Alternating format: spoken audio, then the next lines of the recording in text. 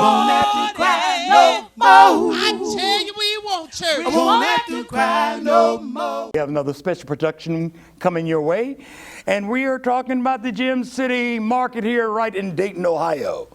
Praise God. And today we have with us, we have the general manager and also the president of the board. So they're going to share some information to you and with you. We're going to talk about the blessings of what the Gem City Market has come here to our city and what it's there to do. And you are accessible. It gives you some information that you may not have. Today, starting out with Leah Harris. Let her introduce herself, and then we go to Amaha, and then we'll get started with our production today. Yes, ma'am. Perfect. Thank you so much. My name is Leah Harris. I'm a local Daytonian. I'm born and raised from the area. I grew up just down the street from the market, so my passion for community and just having deeper relationships is really important to me. I went to school there. I went to church there. My dad was a pastor in the area, so really familiar. I'm really excited about the project and the emergence and what it means to the community. So it really means that we came together collectively to make this happen. I'm really excited to be here with you as well, so thank you. Glad to have you here. And how do someone to get in touch with you directly? Absolutely. And you have Absolutely. If somebody wants to get in touch with me directly, they can either email me at Leah, Leah Harris, Harris, at gemcitymarket.com, or they can call me at 937-741-3240. All right. And Amaha? Greetings. My name is Amaha Sellassie. I'm a community-based researcher and board president for Gem City Market. We're excited to be here, and we're excited to see to witness a community coming together. Yes. Like this is something that I've never been able to experience myself, and so I'm just thankful, and it's given me more confidence in the power of people and the power of developing a collective vision to make things happen. If anybody wants to reach me, I guess it'd be international. I'm not as cool as Leah. I don't got a density market. That's all right. Email address, but it's internationalmorality@gmail.com. Okay. And thank you for having us, Bishop. Praise God, and thank you for being able to be with us today to share a little bit more information on the Gem City. You know, they used to call this Gem City so many years, and now to come back with that same title, the Gem City Marketplace. Praise God. You call Cincinnati the Queen City, but we were always a Gem City. Praise God. Now, and you just talk about your father as a pastor and so forth. I have a scripture that I feel God gave me when I woke up one morning. I was thinking about the show that we're having today. And he brought to me John the 21st, chapter 16 verse, when he was speaking to Peter, Simon, Jonas. He said, "Simon, son of Jonas, lovest thou me? Feed my sheep." He said, "Feed my sheep," but you were referring to people. So I thought about Gem City Market. Feed my people in my community, because so many goes to other communities, have to travel so far. Some of the elderly doesn't have transportation and so forth. So it's a great thing to have in that area, because we had no other major grocery store since Liberal, which was years ago. And a lot of them sort of left the community. And it's so many interesting things, because I was able to go down and tour with you guys and look inside, and it's beautiful. I want you to tell me a little bit more, because I know you have so many programs that goes along with it. It's more than just a grocery store. Sure. It is really a family neighborhood setting, as you want to say, a tribe, or what would you say? It take a whole, to raise one child, take a whole village. Take a whole village. So, okay, the whole village is coming together there, as you said. Okay. Tell us a little bit more about, we know the why, but I want to hear from you. Why did we want to get this started? why did we get this started? Yes. I think, from my perspective, being somebody that's local, being somebody that's from the community, we got this started through understanding the needs that we had and coming together through collective hope, honestly. I think everybody that is on the project passionately understands our needs, not only as individuals, but, we all have very similar needs. And one of the things that we've identified is, especially in that area, you learn history, and we've learned the history of what's happened a lot of times in inner cities, like redlining, and different things have happened to whether it's been segregation, and our community and our people and people in those areas have kind of been conditioned to produce so much but not to get things, and we're almost conditioned to think that we don't deserve nice things. And so part of this project was the emergence of people coming together and identifying the needs of the community, and one of the needs is initially groceries, and so we're a full service grocery store, but we also have a clinic in there. We have a teaching kitchen in the community room, so those spaces can really provide access and fuel mind, body, and soul, not just through food, but through education, through building relationships, through collaboration, and I think through the identification, that's how the program or the project really got started. But Amaha has been there from the very beginning. He's an OG, and he can tell really about the capacity that brought us here, who brought us here.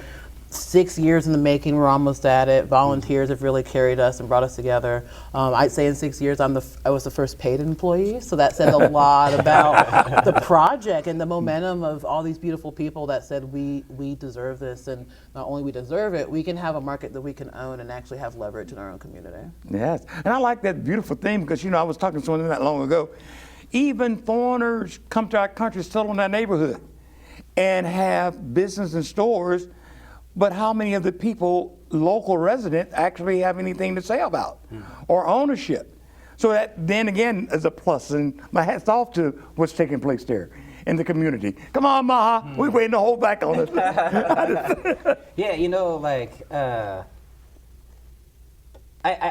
one would say it's a little bit looking in retrospect, but I think it's looking at like what our community deserves. Like you look at other communities and there's 2 and 3 grocery stores within a 1 mile radius, and Dayton, on the west side, 40,000 residents and no full service grocery store, and for a long time we kind of accepted what really is unacceptable, and when we gather people together to look at the underdevelopment of the west side and look at the different issues that presented itself, one thing that stood out was lack of access to fresh fruits and vegetables. And at that time we were second in the nation for food insecurity when it comes to kids, and so that was kind of like the initial catalyst that helped spawn the market, and I think now it's like she said, we have it's more than a market, it's like all the things that we can do to really be that hub for the community. We like to call it a third space, like you have your home, your work, but where you can go into community to be community, so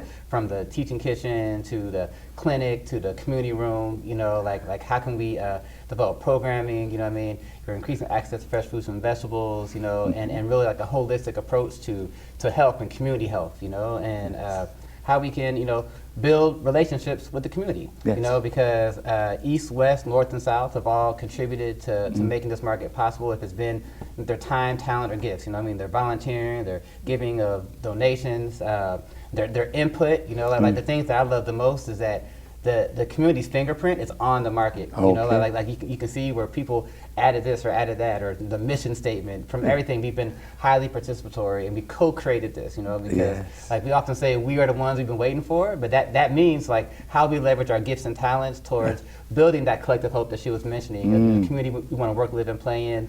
And how we leverage our resources to make it happen. And so that's what hope does. Hope inspires our gifts, to put our gifts to the center, to put our gifts for the benefit of others, because your gifts are not for me, or for you, they're for me, and for Leah, and for everybody else, And so as a community, how we continue to pull together our gifts and talents, to really see what we can be together, what the community can aspire to be, and acknowledging that it's going to be, it'll take all of us to be that, So how we acknowledge the dignity of every human being, how we move forward and acknowledge our shared future, because, I used to say shared future from divided past, but I don't say that anymore because we have a shared future regardless, but it's our intentionality of saying that, we do have a shared future, we are that, what King calls that single garment of destiny, right? And so what affects me affects you, so how we work together towards, meeting our full aspirations and creating conditions for all of us to thrive and flourish. Yes, and that volunteerism that you were sharing with it is that I know with verbal or sharing or ideas, but is there any physical volunteers that take place in the marketplace today? Is that a lot, some, or how is that?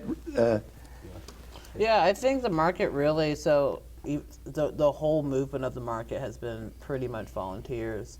Now that we are operational, we're becoming a market. So it started with people coming together in collaboration, volunteering to build the market together. Now we have the market to where people can continue to build within the market. Okay. So we've kind of shifted our gears a little bit to, there was a lot of organizing to the market. There's still going to be organizing to now the outreach within the community. So looking at the market as a place to where we can do the organizing and outreach and to bring services, access to people throughout. So there's all kinds of opportunities right now that we have. We just had a community cleanup that was really positive, and it was about a little over 120 people were out there. Different church groups, there were youth. I mean, just everybody was out there, and it looked beautiful to see all those people. It was super powerful. We plan to do stuff and we collaborated with Chaz with I Love West Dayton. That was super positive. We do phone banking where we outreach and call people and do updates, check on their needs, find out their preferences, the things that they like to see in the market. We're going to do some more community outreach, like planting wildflowers and stuff throughout the community, going through the senior centers and the senior living houses through the community and talking a little bit to them about their needs and how we can provide transportation. We have some opportunities coming up for that within the next month or two. So there's all kinds of different volunteer opportunities at the market. We'll even have volunteer opportunities in the market where people can come and volunteer and help and talk to people about some of the needs that they might have or different things that they might need for access or even signing people up for membership. So we're always trying to find ways to activate the community and that, keep people engaged. Okay, and finances, is that something that a volunteer, publicly involvement, or is from private funding, or just how that? The funding for the market? Yes. It was twofold. So like our operations came a lot from the memberships, right? So we're a co-op, so we're community owned and worker owned. Okay. So shares are $100 one time for a lifetime membership. For a long time, Premier had a 50-50 match. So if you lived within our trade area zip codes, that your membership was $50, and then if you are any kind of subsidy, it was a $10 membership. And so that helped raise our part of our operating capital. And then we did, grants, philanthropy. We got support from the city, from the county, from the federal to raise the money to get the market up.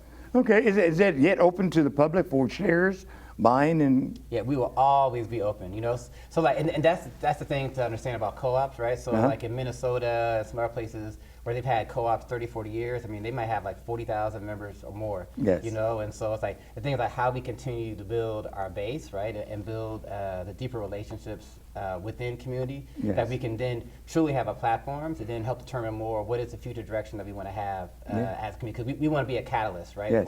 For community transformation, for what is the vision that the community has, so memberships are always open. But I want to be clear because I still get this question where some people think they're gonna get one share and then like retire or something like it's not, it's the share doesn't mean that you're gonna become financial wealthy per se, you know what I mean? Right. At our peak, you might get $40 a year in dividends, you know what I mean? If our sales are up. But it's more of just being able to contribute. It's about getting discounts inside the store and just being part of the answer, being part of the solution. Yes. And being on the board if you want to. Oh yes, and that is involved in the community as a whole. Yeah. And that's something that we need more of. Right. And the participation and all that's going. And you mentioned something about the clinic. Can you give me a little more information about the clinic that you're referring to? I know you have a lot of programs there. We're going to get to some of them and help you with it. How does the clinic operate? How does that, as part of the store? Yeah, so the clinic is a partnership with 5 Rivers, and they're going to be there, I want to say 3 days a week. And then on Tuesdays, we have a program that I really love called Moms at the Market, where we such programming for either pregnant moms or moms that recently gave birth, and it includes lactation services, doulas. They can sign up for WIC. We got Tiffany Brown. She's going to be there on Thursdays, I think it is, doing some health and wellness programming.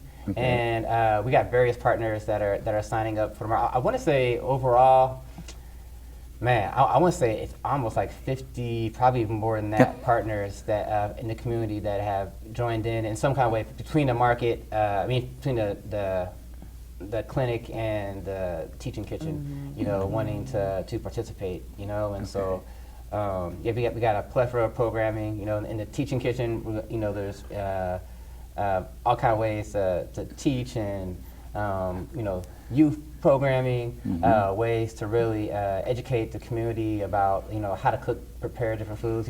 She's not gonna probably tell you, but she's a master chef. You know what I mean? Like that's how that faith.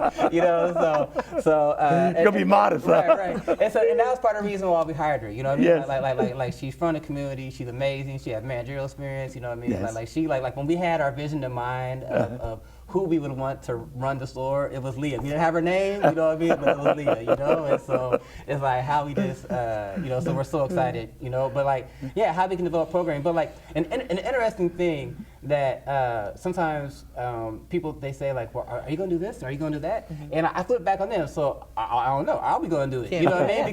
Because we are the ones we're waiting for means that it's not just putting suggestions out there, but I'm gonna put suggestions. I'm willing to work towards it. You know what I mean? So it's a different type of model, right? Because co-ops are about community ownership. You know what I mean? And so how do we flip the model from just waiting for Superman and all of these things, doing stuff forward to how we build power with, right? How we walk with the community.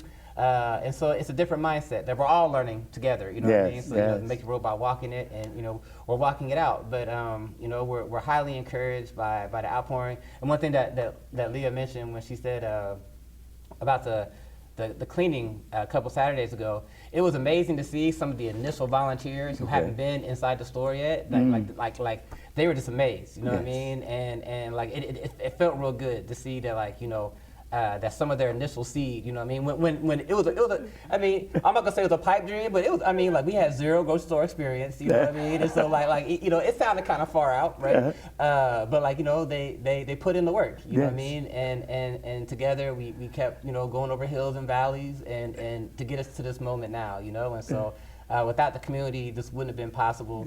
And right now it's just how we honor the commitment of the community and how we continue to create spaces for us all to continue to participate in the development and to be what the market, whatever the market's going to be, is going to be through us together. Almost like the FUBU, huh?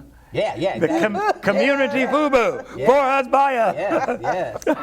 And hoping we're going to take care of it because it's ours. Precisely. That's real. Make them a part of. Yes. Yes, and master chef here, huh? I'm going to come down and just cook me up something there. Definitely will. Is that some of the training that you do also with those, with the cooking classes, or? Sure. Yeah. So we do have opportunities for training, and I just on the side, I think my passion does lean towards food and sustainability. I have a career as an executive chef. I farm too. I have a farm, so I'm also involved with Edgemont's incubator program, and I'm a farm mentor, so I love to just be connected, and that's part of the market is connecting people. I think a lot about I'll just say just businesses is they want people to shop and spend their money, but we want people to be sustainable and to be healthy and to have a good mindset so they feel empowered and able to come to the store and spend money and to make choices that empower them. And so yes, it is about you need to get groceries, but we want to empower you to be healthy in other ways. People have basic needs, and we want to make sure we can meet those at the market. But there will be opportunities for training, like in the teaching kitchen. We have a lot of community partners that are accessing that space, and they'll be doing classes, whether it's a dietetic program through a local hospital or a local college. There's going to be everything from that to baby food making classes to chefs in there actually teaching, knife skills or how to be sustainable or how to make bone broth or how to do very basic things for people in the kitchen for them to feel empowered, or how to make food on a budget that's healthy without sodium, and plant-based diets, gluten-free diets. We want to teach all of that stuff, whether it's in person or if you can't get there, here's a video online, here's some recipes. The market wants to activate, and we want to do fun stuff. So hey, you want to have a fun cooking class, we can do that. You don't want to cook, a chef will prepare a meal for you, and we'll do plated meals and caterings. So we're going to do all kinds of stuff at the market to meet needs. So you're concerned about the community's health as well. Very much so. Oh yeah, for sure. Very much so. Yeah, and I noticed I did public transportation once upon a time too. I retired from engineering and did public transportation. And I used to see how many of the little old ladies from the community will ride the bus completely on the other side of the city. And most of the time you would talk to them because they wanted fresh food. Sometimes their community could not find fresh food. The turnover was slower, or they were getting old food. And I love that when you keep saying the fresh food in the community, Gym City. And you mentioned something about the farm. Or you bringing food straight from the farm to the There will be food from farms. We do have a lot of, there's a conviction to make sure that we are really trying to intertwine our mission. And so making sure that we have good relationships with local farms, with local vendors, with local merchants. I don't care if you make seasoning. I don't care if you make stationery paper and you're local. Yes. We want to figure out how we can support that and bring products into the market. So we are in good contact and relationship with local vendors, local farms, local producers that will be actively selling their stuff. And it's literally knowing the hands of the farmer and the dirt that it came from to the store, to you. And I think that's beautiful that we can say that. And we have goals of how we want to meet that. We're already looking for meeting that. Being in Ohio, our seasons are about 3 seasons for farming and produce. So we'll have a lot of times we'll have fresh produce. Also working with local and regional farms to have things that are coming out of like greenhouses and hoop houses in the winter. It's something that we're focused on.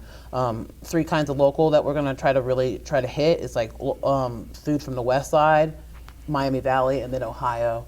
And then like within like a 100-mile radius. So really trying to activate getting food that's local and that also puts direct money back into the local economy and empowers people around us. I think that's positive.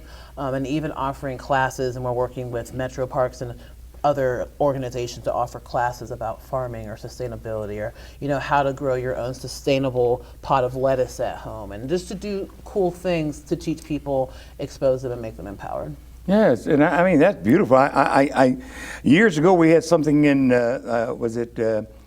Woody's, and they had I love Woody. and how we I did too. And their cake and those what are those, some cinnamon sugar donuts. So I thought about Woody's when you was talking about the things you got, the cooking classes and all of that. Yeah, wow. And also I thought about Jungle Gym. Oh, They have I like Jungle Gyms too. And so this is a bit of a Jungle Gym. Woody's coming to the West Dayton. It is. We're gonna have a butcher. I'm really excited. And this is definitely my culinary background, but our culinary team's passionate. And we're gonna be doing fresh butchery. We're gonna be getting sub-primals and making bone broth and literally utilizing and respecting everything from the plant from which it came from. So taking, a carrot, using the carrot tops, making pesto. So learning how to repurpose, reuse, make something beautiful, and then sharing that with the community. Yes. We're gonna have fresh food, hot food, caterings, grab and go, rotisserie chicken, plant-based food, gluten-free, cook to order every day. You can come through. They'll be on the grill. They'll prepare something for. So it'll definitely be a cool deli vibe when you come to the market. Wow. Isn't that amazing? It's Yes, it is. Like, this is what we deserve. Yes. Yeah. Oh yeah. It's absolutely phenomenal. We don't have to travel miles and miles to get this Exactly. thing. Right down the street. Yeah. Exactly. You brought up a good point about, I know a lot of people know the term food desert, but we like to use the word food apartheid because we want to acknowledge that, food deserts just talk about like the lack and underdevelopment, but they don't talk about the structural mechanism, right? When we say food apartheid, we're acknowledging that like it was a result of public policy and imagination, Yes. And so if it's been imagined, we can reimagine it, and so that's why we like to use that language to show that we have the power to make change. Yes. And so, when we're talking about areas of food apartheid, like in Dayton, you have to take 2 buses to get to the grocery store, at least. You know what I mean? So you're looking at about a 3-hour ride, right? And if you have, big families, or you got to take either multiple trips, or you got to bring multiple people with you, and also all these things, like the stress that comes from like having to navigate your food situation, and if you're tired, or if you work a double, this, that, and other, then you resort to go to the Family Dollar or Dollar General, right? But, once in a while, it's not a big deal. But if that ends up becoming like your mainstay, you know what I mean? Then like our bodies get withered, right? Our health deteriorates, right? And so it's like, how do we create an area where we can thrive? But we're 80%, approximately conventional, right? Because like we're not food shaming anybody. You know what I mean? We want to provide opportunities for health. We want to provide resources, access, education, you know what I mean? But we want to meet everybody where they are, you know what I mean? So we want to walk with the community, and so I think it's real important, that we're able to meet people where they are and give them the education that they can make a conscious choice of what they want to do. How to get, because I don't know, I make things with sodium or whatever, you know what I mean? So like how to connect, some ailments with some of our cooking practices, right? And then how to make that better, right? And it also gives a chance for a community that has great recipes and stuff like that to to come in and to share and to you know what I mean, to do their thing, you know what I mean? Because we want to highlight the community. We want to highlight the gifts, you know what I mean? Like you mentioned in the beginning, Jim, and one of our organizer with the market, Kenny Baker shouts about like the gems of Gem City, you know what I mean? So like, we want to highlight, you know what I mean, like all the gifts and talents in the community, you know what I mean, and how we can continue to come together and to share and acknowledge the gifts instead of competing, instead of like worrying of being outshined, you know what I mean, like how we create that the container or the space, the atmosphere to allow everything to flourish, and really to see what we can be together, because to me, when we're looking at like the assets in the community, like we have so much gifts and talents that are latent because of lack of relationship, before lack of acknowledgement, right? And so like how can the Gem City market be a catalyst to build these deeper relationships across difference, right? That we can leverage our full potential that we have right now. Because oftentimes we look outward, you know what I mean? And it's like, well, we haven't even used what we got here right now. And to use a biblical perspective, God, like, well, so I already gave you all these things right here, and you praying for these other things, like, well, you already got it here. You know what I mean? Like, I can't help it if you don't want to relate to one another. You want to treat somebody as the other instead of your friend. You know what I mean? Like, so it's like how we leverage what we have and then draw in more from the brightness of that rising. And so, I'm super thankful to witness it, because I'm just fully persuaded what a community can do. Oh yes. And it's just amazing to be inside and to see it, and to know that we can do greater. So. I thought about when you said it was talking about Moses. Moses, what's that in your hand? The rod. Well, stretch forward. Do something with the rod. Yes. And so you're doing something right at home. And it bothers me so much because there's so much talent. There's so much skill in our neighborhood. And every time, because we do not harvest it or we do not seek to bring it forth, as I was telling another show, gold and diamonds in the rough doesn't look like gold and diamond. And we overlook those things. And a lot of things that we have is right there in our community. Just like the health business, I know you probably into the health, you're speaking about the health. A lot of the holistic people that I talk with, they say a lot of the healthy cures is right around your house. Not way away, but right there at home with you. So right in the community, I'm looking at it in a different area, the spiritual, the mental, the stability is right there, and it adds to your the gym. When you talk about the gym, I thought about a diamond, how many different carats from different areas. And those that are more into looking at jewels with the little loops, you can see the quality that's right there in that one jewel. And I'm looking at the Gem City again. All the quality is right there within that we have not been able to tap for years. It is a blessing to have this. It was something else that you get the community thing going too. I know you had a community room there. We did. That you allow the community to come in and use that space for different activities. You want to expound a little bit more on that? Sure. The community room you have there? Yeah, we have a community room. It's beautiful. It's got about it's surrounded windows, and it's very tranquil. And we're gonna have everything from yoga in there to we're talking about like first time home buying classes to having we'll have an after school program where the youth can come and get a snack, and so we have a lot of positive things going on in there. And that's just the beginning. People ask all the time, well, what will you have in there? You tell me, what are we going to have? I'm excited. I'm excited to see. I'm excited just to be a witness of all the blessings that are in store for the community just by being a servant in that space. And so when people ask like what's going to be there, I don't know, but as the manager, which is like a servant of the community, like I just want to make sure we activate it. So you tell me, you tell Maha, we talk to our health and wellness committee, and we'll figure out how we can make the programming work. And a lot of the programming really is just about giving access to the community and learning opportunities. Right. So. And I appreciate what Leah just said, because it like, I know I said it already, but it's a different mind state, Yes. to really like take ownership, you know what I mean? So Yes. like early on, even we switched from, and our talk amongst ourselves, going from owners to leaders, right? Yes. Because we want to be a leaderful community, and so like how we activate that space together, right? And so if it's, we got Carlos and Conscious Connect with culturally relevant books for kids to take, and communities can come to get the space to organize. Like last weekend, like we kind of, I don't know if we call it christened or whatever, but like we had an organizing meeting there last week, but kind of like our first official one in the space, which was amazing to witness, and so it's like, how can you use that space to build deeper relationships, Yes. to build that shared vision, to provide resources, to financial literacy, to like, there's so many things that we can do out that room, and so it's like, all these things are for the benefit of the community, right? Yes. And so like, because, on the west side, we don't have a lot of third spaces. We don't have a lot of Right. spaces where, you can build community inside community. Like Yes. we talk about Cheers, where, Yes. when Norm walks in, everybody yells Norm, right? Because Right. everybody, the moniker was what everybody knows your name, right? Right. So how are we building that thing where we're building that deep relationships where you run into new people and you see old people and it's this whole notion of like how we're building that stronger sense of community, that stronger Yes. sense of belonging, Yes. right? Because that's so critical, even for health, right? So when Yeah. we're looking at social determinants of health, right? Yeah.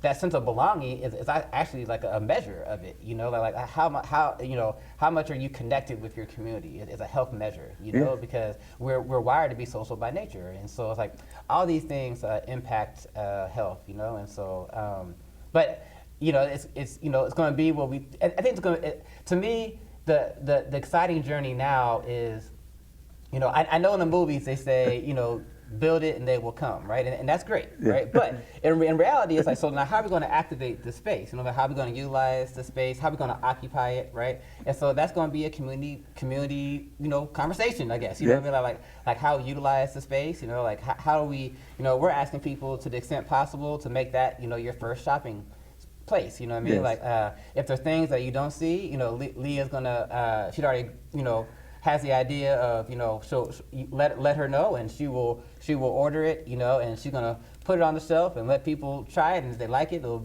put in rotation, and if not, you know what I mean, she'll still special order it, right? So we want to be that first place, you know what I mean? Because to be successful, you know what I mean, we're gonna need community participation, some community support, right? And but like even looking inside the space and the architecture, everything, like we really strive for excellence, Yes. and we from the feedback, I think people feel it, you know what I mean? But we want people to really know it, Yeah. because it's like we deserve the best, Yes. and oftentimes in communities that's been underdeveloped and overpromised and under delivered, like we have these scars, this trauma, right? And so like how can the market just be part of this healing and releasing, and throughout the process, I've seen people's eyes just light up. You know, people that, you know, either didn't believe or believed, but didn't believe, including myself. You know what I mean? I mean, like I thought it was gonna happen, but like I ain't where I ain't now. I ain't where I am now. You know what I mean? So now I got little faith. Got to see it before, you know, or whatever. But just the hope that's in the atmosphere. Like you can literally cut it with a knife right now. You know, and it spawns beyond the market. You know, like you know, you had. Tony Ruby, right, and his project, and the different things that are happening in the city. You know, like you really see this renaissance that's emerging. You know what I mean? Beautiful. So so how do we connect these dots, right? How do we develop the emerging epicenter? You know, and continue to you know, co-create together the community we want to work, live, and play in. And you know, the beautiful thing that Jim and what you guys was sharing, and you don't have enough people today understanding leadership is servitude. Being able to serve, even as a minister. Sometimes the ministry look big and look for get the accolades, but ministry is servitude. Leadership, true leadership, is serving those constituents that you're serving. And I love that because it seemed to come across with both of you, sharing that you're concerned about serving the community, not just being a business, not just for the monetary gain, but a social interaction, communicating with the community. Truly, that is the gem. Truly, that is something that brings the community together. I love the idea, and I love the concept that you're sharing. And also, I was listening. You mentioned bone broth. A lot of times people don't realize I had to learn about the collagen in your body. As you get older, you don't make that collagen. See, I learned a little bit about health tonight. There you go. And those little tidbits that we began to learn from one another. We have lost so much from the older ancestors. The things in the health and ability to eat. Sometimes we're so caught up in fast food, that is the major cause of our health issues. Right.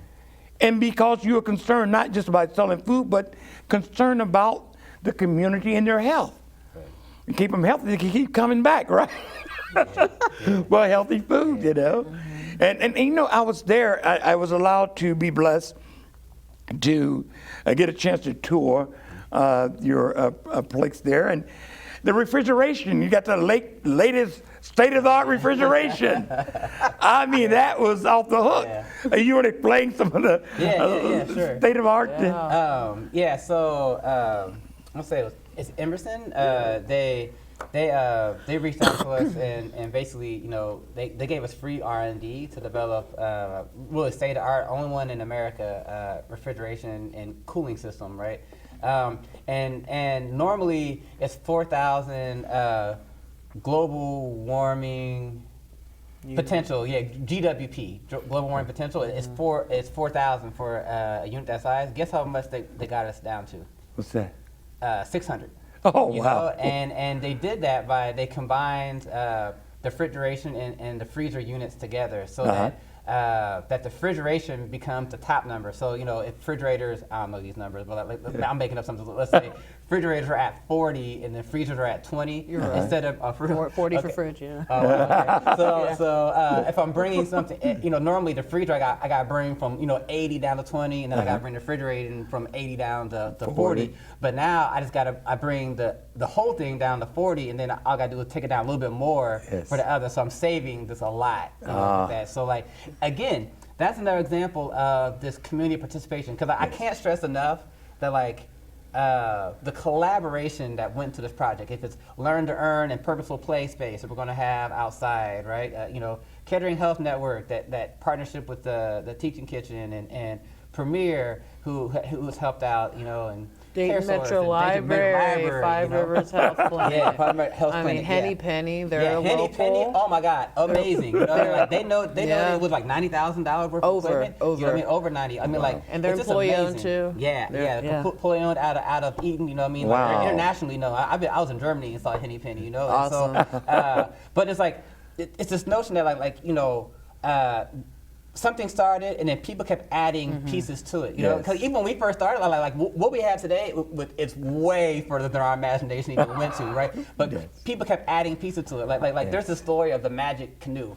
And the magic canoe was going down the river, and it fits one person. And as it went down the river, it kept expanding, right? So when we're talking about broad, it's saying to fit more people. So when we're talking about broad scale collaboration, it's like people kept adding pieces, and now it's becoming something the whole is greater than the sum of the parts, right? Yes. And that reminds me of something that you said earlier when you were talking about servant leadership, right? Yes. Because Ella Baker, who was I would say the queen mother of the civil rights movement, even though most people don't know about her because of patriarchy,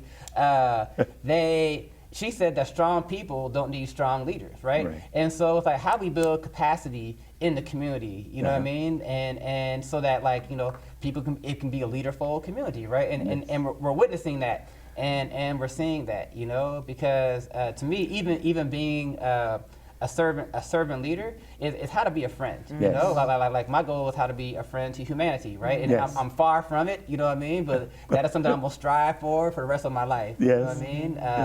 And so it's like how do we shift the paradigm of how the community sees each other, works together, right? Talking about Ubuntu. I am because we are. I'm a person inside of persons, right? Because to me, we've been operating off of this notion of independence, right? Which brings, fear and hate and all of these things instead of realizing that, we're all together. You know what I mean? That like how can we be humans amongst humans? Now, I can't even be in my full humanity if I'm not expressing that and sharing that with others, And so like how we step into a deeper place in this hour, Yes, that's the communication, one with another. And that is that's the cohesiveness of the village to be able to communicate. And it's always important, whether communicating with pictures, the drums, the music, all of those are areas of communication. And it seemed like you were taking the whole thing and put it all in one corner, something that we haven't had much of. There's always someone else. We go there because we have a need. And that community, the sharing, the love, the interacting, the friendship that you were talking about, this is your market, this is your thing. And I noticed because you made so many people a part of it, they've all been able to put more and more beyond your wildest dreams. Yeah. Amen. And we really don't know where this may go and where it may spread.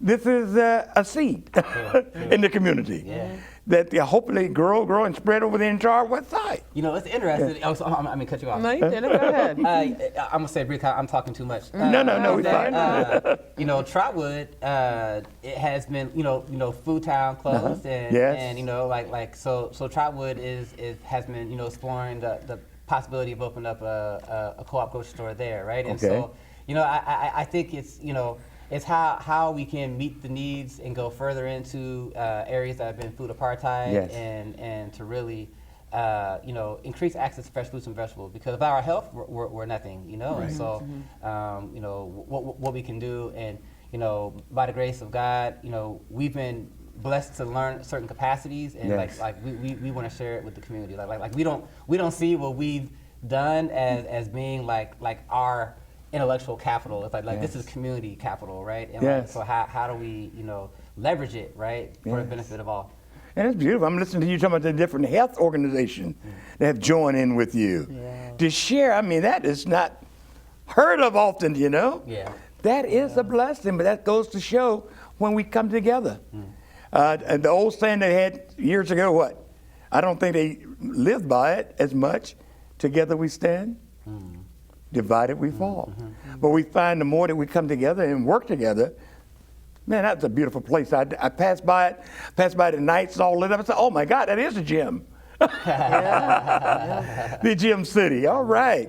I don't know, is there anything else that you might share that I might be missing out on? Because, a lot of times when we leave the set, I shoulda, I coulda. Oh, why did I say that? Why didn't I think? Is there anything special, that tidbit that I may not even be able to know the insights of your production and the market there?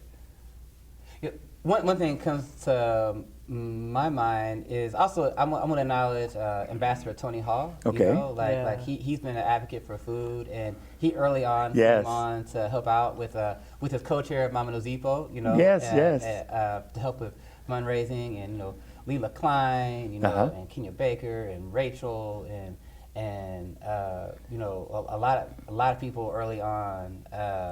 That Amy, I'm like, there's so many to name, right? But like a lot of people early on that helped out. It's a collective work, and sometimes some people are in the forefront, and people, you know what I mean. But like realize, like we may be part of the outward heads, but there's a lot of people behind the scenes that made this happen. Yes. And so I want to make sure that that they're acknowledged. I understand. And yeah, so Yeah. But what would you say individually? I'm going to give you in the closing. What would you say to the public, the community here, and even those that might be watching from the different nationwide, and maybe a catalyst for someone watching us on YouTube? What would you say today to them concerning this market that you've been blessed with and started? What reason, even you said that someone that just hear bits and pieces about it, what would you say that for someone that may be looking at the show today to come to see, and make them want to come see what you have there? What can they expect to go away when they come to your market today? Yeah. I think for me, it's, I think there's a few things to say. The market's powerful, and just to understand the story, we go to conventional stores every day. So I think when people say, well, why the market, why not? You're talking about supporting a community emergence of collective hope.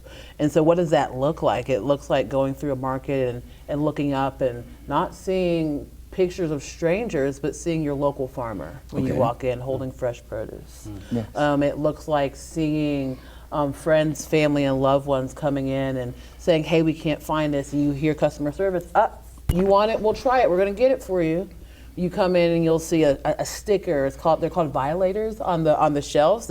Violator is basically a sticker that sticks out of the shelf. You'll see a sticker of somebody's face because we ordered their things for them. Yeah. Okay. You're gonna smell fresh food, you're gonna hear and see recipes about genuine and authentic international cuisine. Competitive pricing. You're also going to see organic food, and you're also going to see natural food.